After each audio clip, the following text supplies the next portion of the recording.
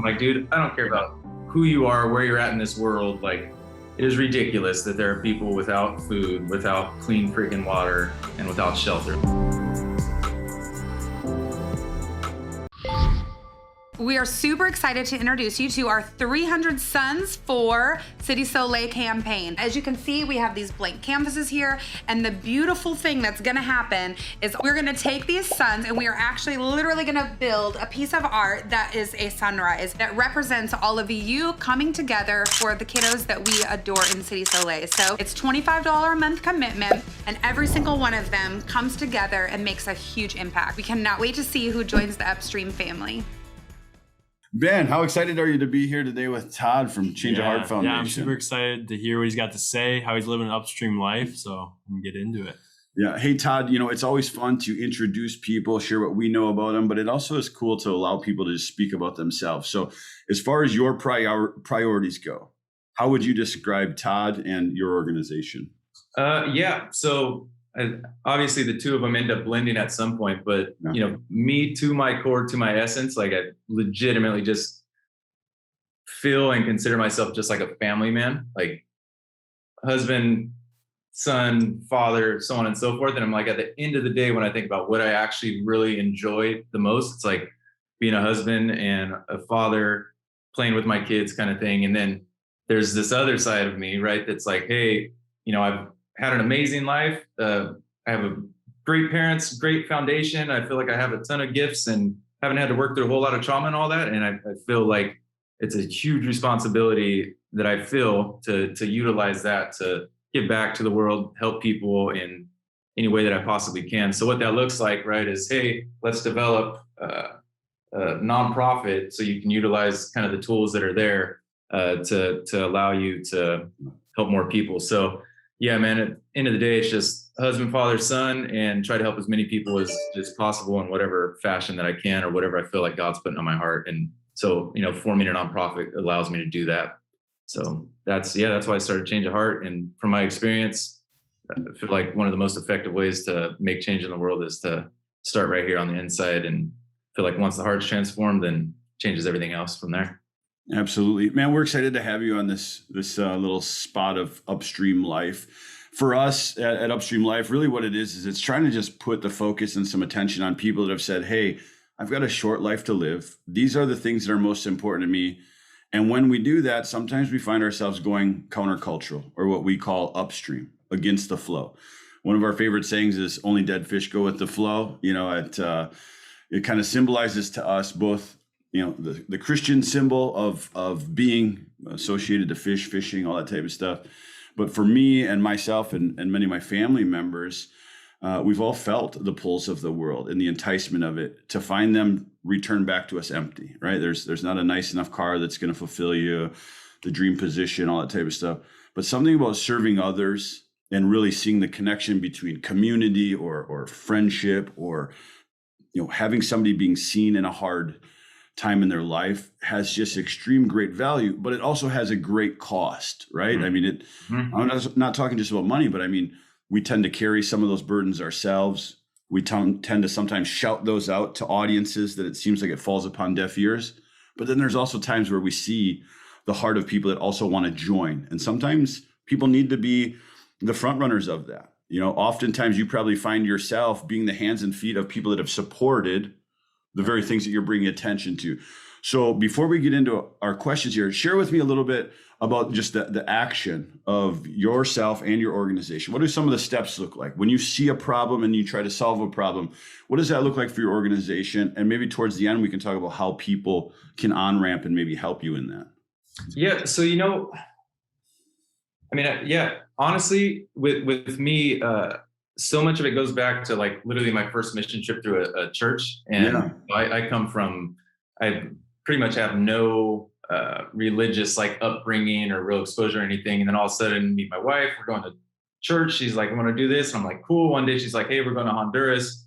And I'm like, sweet. I just chase her and follow her, whatever she does. We weren't married at the time, which kind of brings in how Change a Heart started. But long story short, something really distinct from that trip always stands out about kind of still how I deal with, how are we going to go in and create an initiative? How do we help so on and so forth. And I remember we were just super simple walking up this hill to this man's house in the community. And right, we have our whole team and you just kind of everybody following each other in line. And that's what you do. And you're talking and whatnot. And I remember there's these little boys walking down the hill and they're carrying these big old huge, I don't know, branches and whatever they were going to build down there. And they're like struggling, right? And I just remember like I was towards the back of the pack and everybody just walking by and like I see it and I'm like, nobody's going to help, nobody's going to help. We're just walking by these kids. I don't know if I'm allowed to do this.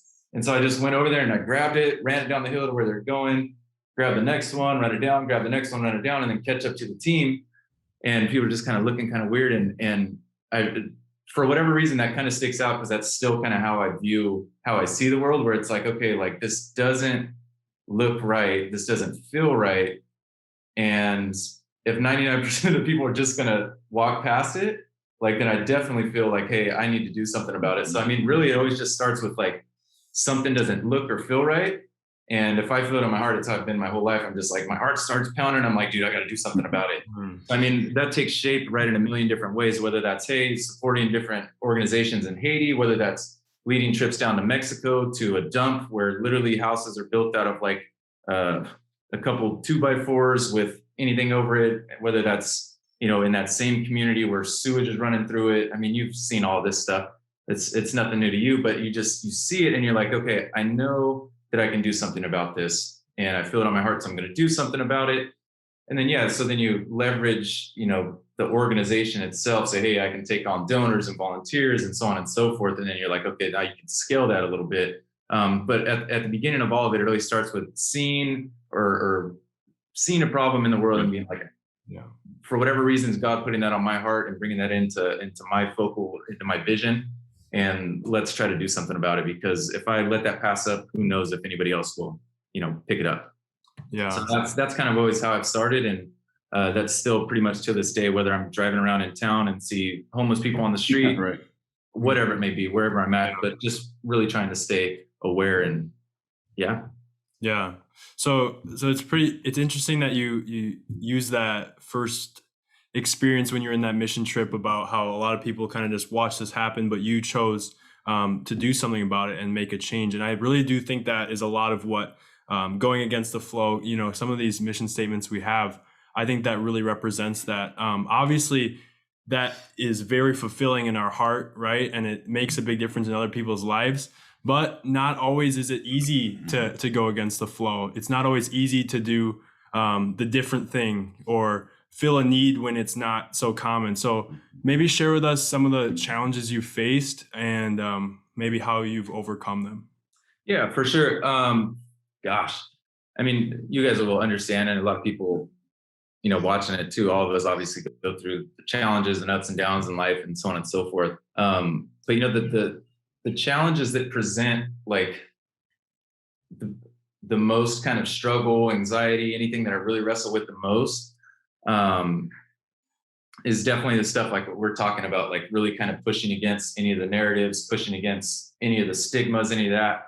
And, you know, one of the biggest challenges that I'm kind of about to start really pushing hard against, like literally in the next coming weeks, is all the conversation around, you know, funding, overhead costs, and people actually being paid to help people and all this. And I'm like, with the experiences and the perspectives and just literally working at this 24/7, literally every single day for the last 7+ years and drawing zero salary and taking on like just ridiculous amounts of times and a ton of other people's problems, all the other stuff, which thankfully I have been able to help a ton of people in the process of all that. You know, this past year when COVID came and I stopped bartending, and it was literally just, now I just have time to just focus on change of heart. And then seeing like we were able to do 10 times amount more than I've ever been able to do. And I'm like, oh, how would this feel if I was actually paid to be able to do this? Like now I know I should have been focusing on this because I could just scale our efforts, you know, way beyond probably whatever my imagination is. And so, you know, in order to do that, right now I'm really at this position where I'm like, listen, man, I've done this stuff for so long already. I feel like I've definitely paid my dues. And now we can start having some of these real conversations of stuff that is holding nonprofits, NGOs, churches, so on and so forth back from really unleashing their potential. And yeah, I just, the internal battle of all that is I'm a people pleaser. I don't like ruffling too many feathers, and I'm not real confrontational and so on and so forth. So really being able to just speak my truth and really understand that, hey, I'm not just speaking that for myself, but really all the people that are in positions like you guys that have your own organization, all the other people that are doing amazing things in the earth for people to serve.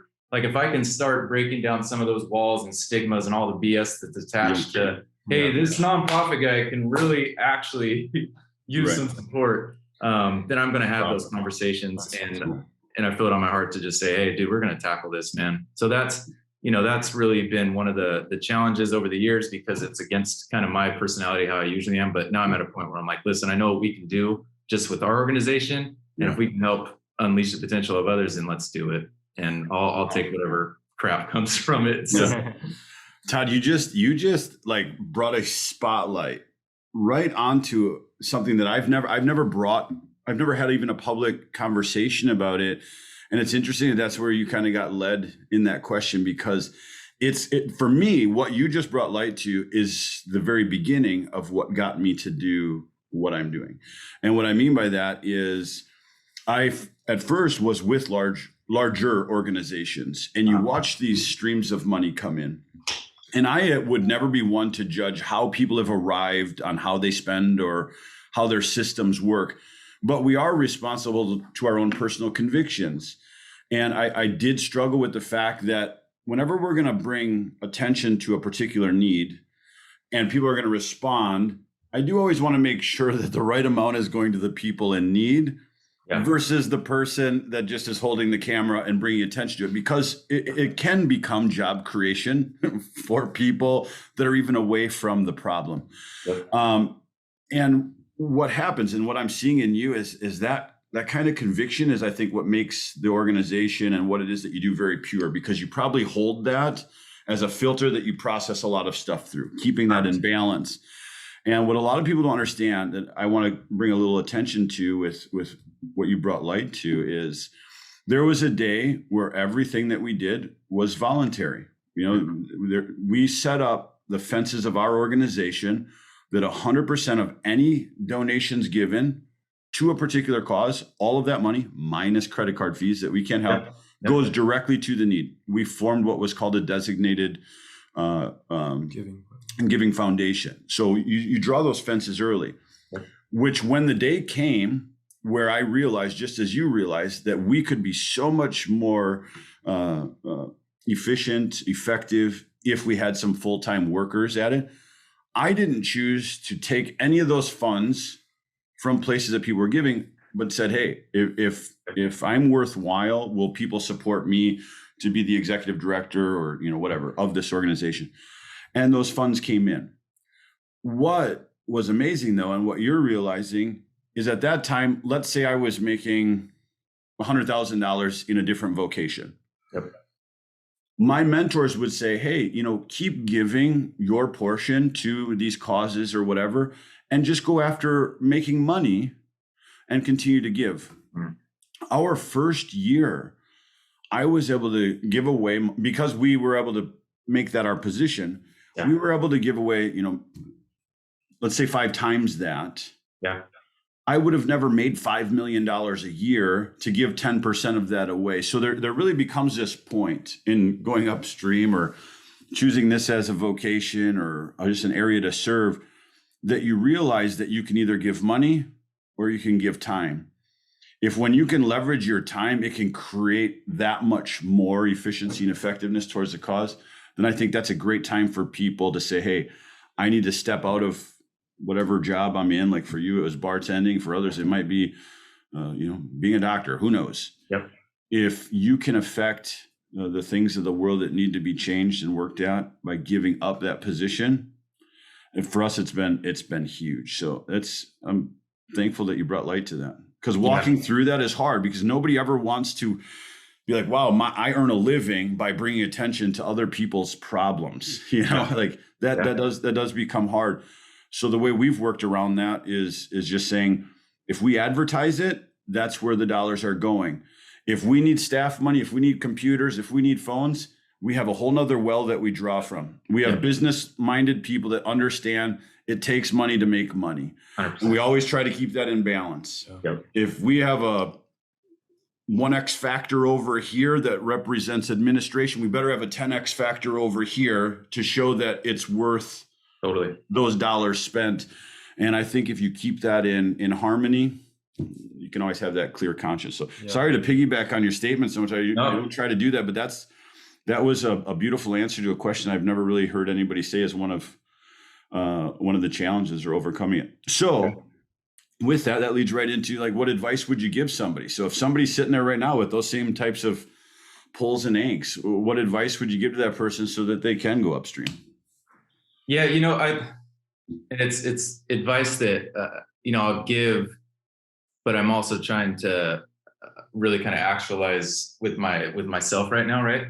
So for me, I'm so centered right now and finally kind of done wrestling with it, so I can kind of proceed forward with really the whole concept of freedom. And again, so for the whole time of COVID and the whole last 7 years, right, it's just literally how many projects, how many initiatives, and you just go, and fundraisers and events, and you literally do the whole thing from designing every single newsletter to everything, literally, mostly a one-man show in terms of all of that. And right, you hit some walls and you take a few days off here and there. But, after COVID and everything, I was like, okay, man, well, I shouldn't say after COVID, but after we kind of stopped our food distribution and after some water wells and all that, I was like, okay, for me, again, kind of going back to like, hey, we have a super limited amount of time, resources, all this different stuff. And I was like, for me to just totally lock into whatever I feel it is that God's putting on my heart and really start to leverage a lot of my other talents and gifts that I typically leave outside of the nonprofit, at what we do through my organization. I was like, I want to kind of encompass all of that and bring it in. But in order to do that, I was like, I'm literally shutting off all communication from social media, from donors. If it makes anybody upset, I was like, I literally just want to free and liberate myself from any and all of that, because I don't want it to influence any of this kind of new direction that I want to kind of take things. And I don't want it to cloud anything that God may be putting on my heart, so on and so forth. And so it's been a process. And in the meantime, you lose $700-800 of monthly donors and all this other stuff. You upset a few people. And I just decided to be accountable with that. I'm like, listen, this is what I feel on my heart to do right now. And I'm going to be a little bit selfish with it, but long-term, I think it's going to be the right call, and we'll eventually, be able to do a lot more of what we're doing. But I think the advice to people in our positions or leaders of organizations, so on and so forth, is to really just, it's hard, and it's really countercultural to what even, I have friends in churches, so on and so forth. They're like, man, I can't do that. But I'm like, man, really, when you start feeling the conviction and that heaviness and that weight and all that, I'm like, I don't think it's God's intention for you to feel much of that as you're going through and climbing through all this stuff as serving people, and to really just try to liberate yourself from that so you can be more open and just be like, God, whatever you put on my heart, that's what I'm going to do, regardless of what anybody says or thinks, and just stay really diligent and focus on that. But I think, it's just really people attacking that. And so for me, I'm like, I'm going to attack this head on, and I'm just going to deal with this crap right now. I think that's really the focus. And I never really had that kind of bravery or courage to do that, because I'm like, hey, I don't want to upset donors. I don't want to upset so-and-so and so-and-so. And now it's just like, dude, I'm a 33-year-old person and I've got family and kids and this, that, and the other. And I've done enough to just be like, this is who I am, and this is what we need to do moving forward. And I'm going to just accept whatever responsibility comes from that, whatever consequences. I'm cool with that, and I'll go forward. I guess it's just getting to a place of peace. If you can get to a place of peace with that, with not just worrying about what everybody else is going to think or feel or say that's involved with the organization. I think that's a worthy piece of advice if people just stay true to their heart, and regardless of all the other stakeholders in the organization, just do to what's true to you.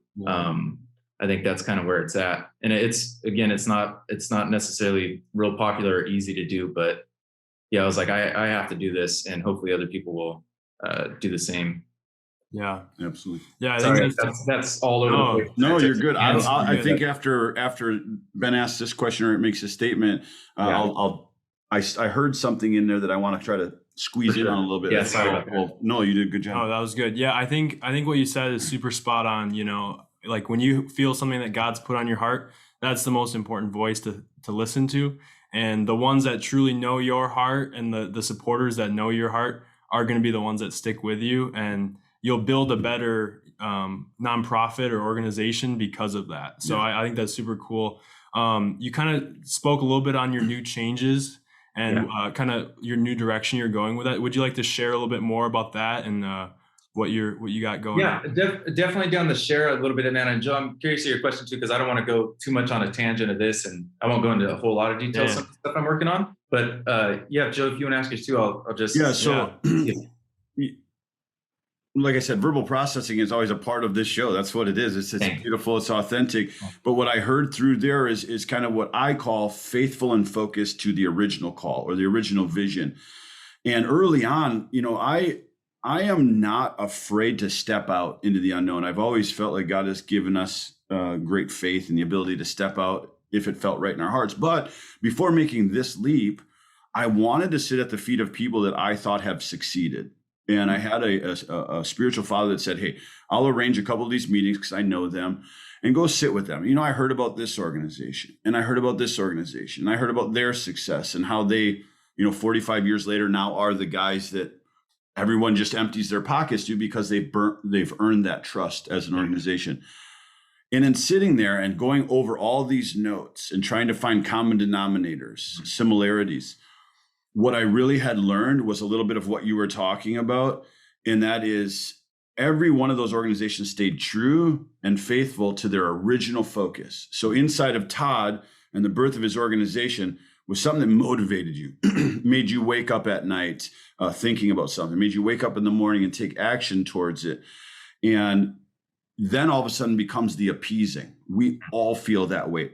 What if I actually share my real feelings and I get a bunch of opposition? What happens if I'm asking for support and a bunch of people come on and say, why not give here? Or why give there? Or what's different about you? What's better? All these different things.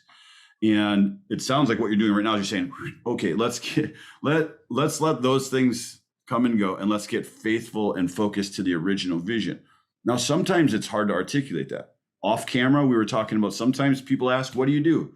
And it's hard to just give them that bumper sticker mission statement because we've experienced so much. There's so much emotional attachment to why we do the things that we do.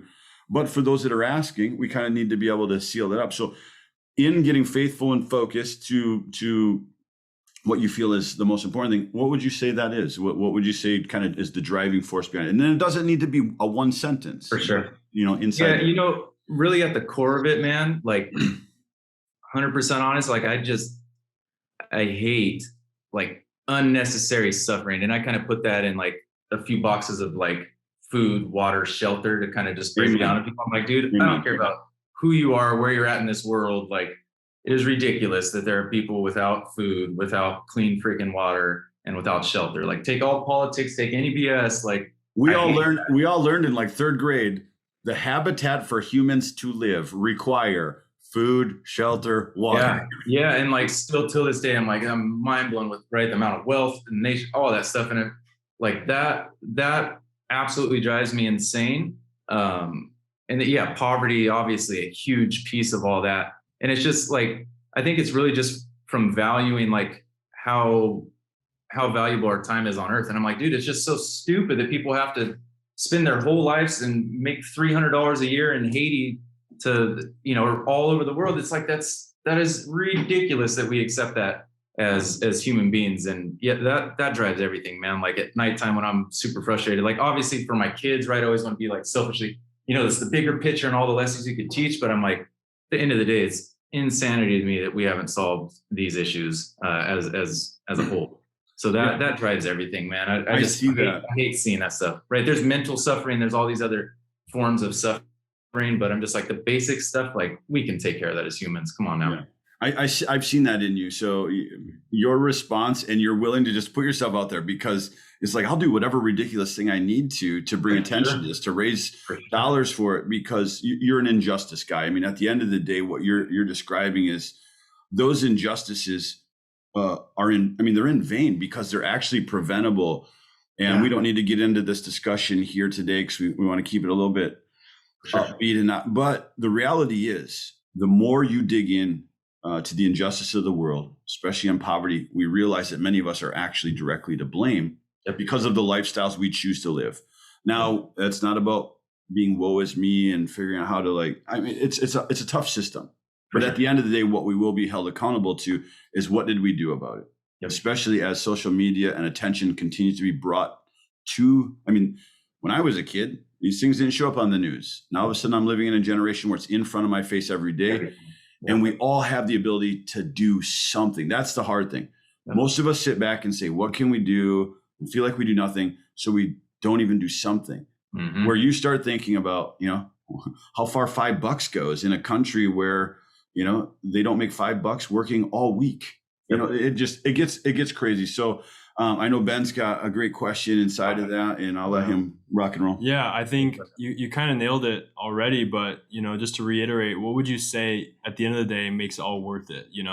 Living this life, not going through the 9-to-5 route, trying to really make a difference and live purposefully. What makes it all worth it at the end of the day when you have all those challenges and those struggles? So They're definitely solve 100% transparency. There's a period in the last 6-8 months or so where I was like, is it all worth it, right? And I got to a point where you're filled with so much resentment, and this is all this crap, and I'm like, dude, I'm like, come on now.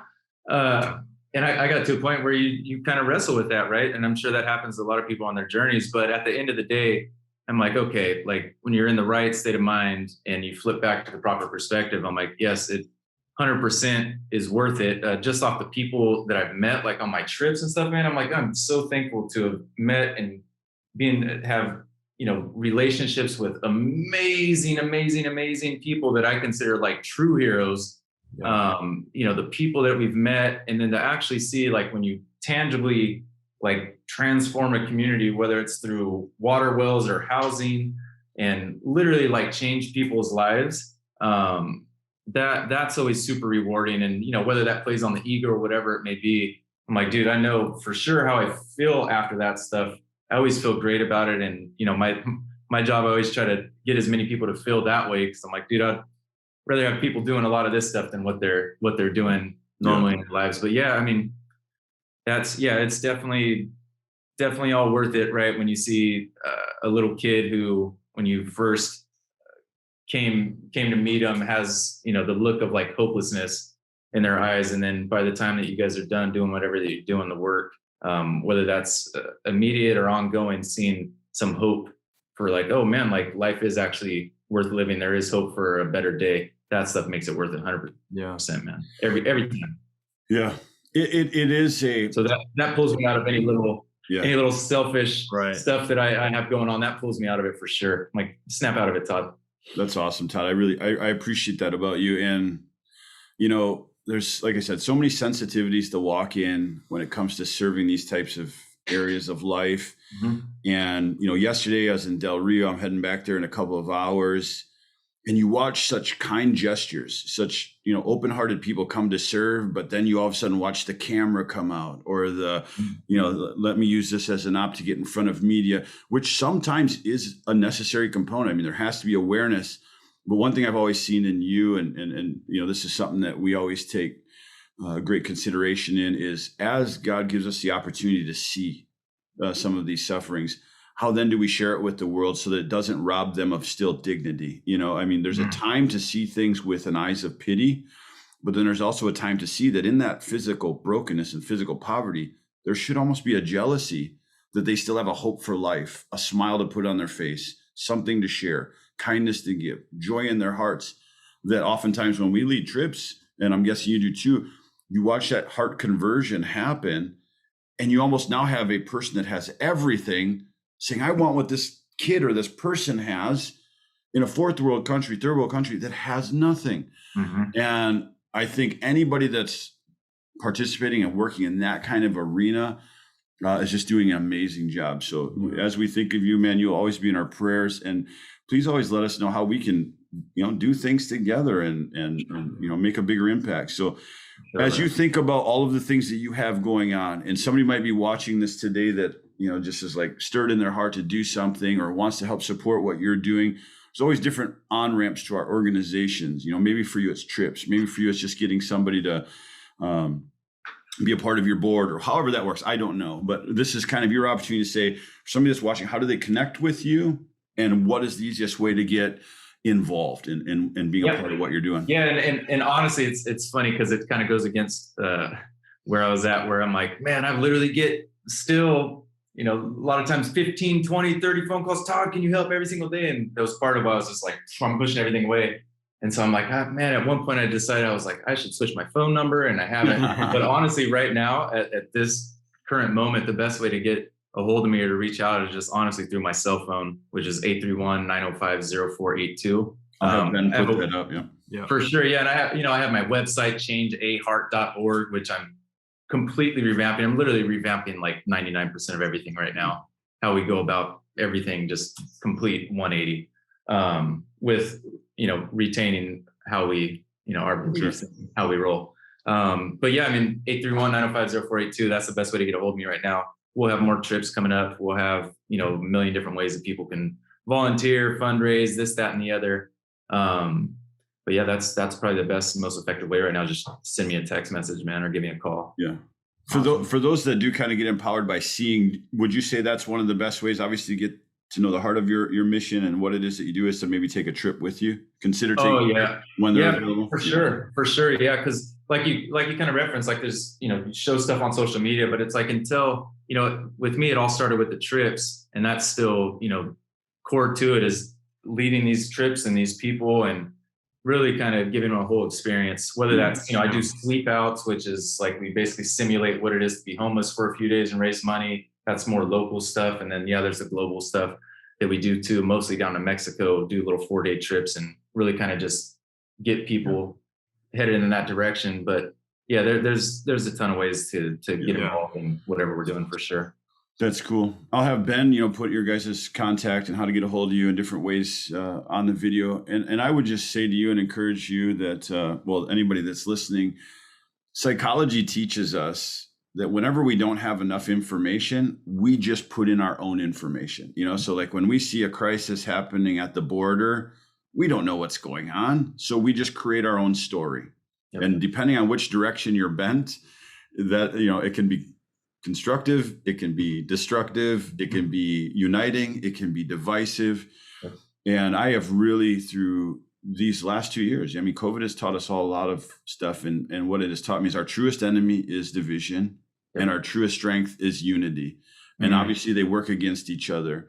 So the reason why I encourage people to take trips, whether it be right down to the local, food shelter, or whether it be abroad, is because it will help fill in all the stories that we're telling ourselves. Yeah.